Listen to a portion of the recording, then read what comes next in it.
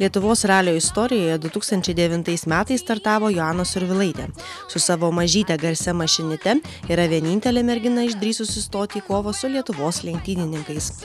Įdomu, kuo gyvena Joana, ką ji galvoja apie automobilių sportą ir ką mąsto dėl fanų klubo. Tad susipažinkime su šauniausia Lietuvos lenktynininkė. Sveiki, aš Joana. Kartinguose 2006 metais buvau vicečempionė Lietuvos, 2007 buvau Lietuvos čempionė. Rally 2009 buvau trečia ir 2010 A2000 klasė, tai va čia klasė su trečia vėl. Ką dar mėgstu veikti? Pastaruoju metu pomėgis tapo eiti į universitetą, nes ten labai linksma.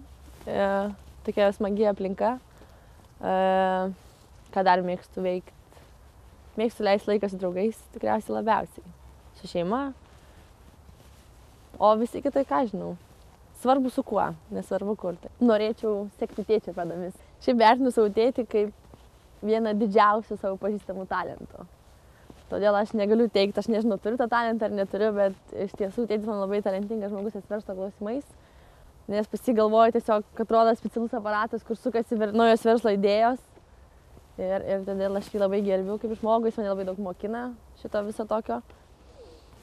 Tai tiesiog norėčiau būti bent panašiai į tėtį, šalia kažką pasiekti to, kad tėtis pasiekė. Manęs klausia draugai, sako, Joana, būna kada nors, kad tu būni liūdna?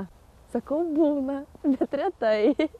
Man labiau patinka tie darbiniai vadinami dopai, nes greitis, man, pavyzdžiui, labai patinka. Aš, tarkim, mano mėgiamiausias ralis yra Vilniaus ralis.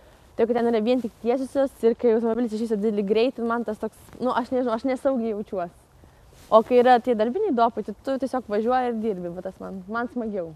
Kiekvieną kartą vis smagiau važiuoti, kiekvieną kartą vis labiau, kaip pasakyti, esi labiau patenkintas savim ir, nežinau, pašaliniai daug kas sako, tobulėjai, kažkokios pažangos vyksta, bet dabar norėtųsi tokios didesnio šuoliuko, negu buvo iki šiol maži. Todėl dirbam, treniruojamės ir tikimės didesnio šuoliuko. Žodžiu, dėl fanų klubo, tai yra tokių, mes tokių turėjom šnekas, kursiokus, sako, kaip taip gali būti, kad neturi fanų klubo, sako, reikia šitą klaidą ištaisyti. Tai aš labai viliuosi, kad jis ištaisys tą klaidą ir reikės nusiųsti šitą interviu, kad jis tiesiog žmogus, nežinau, pasiryžtų tam. Palinkėjimai visiems fanam, kurie palaiko mane ralį.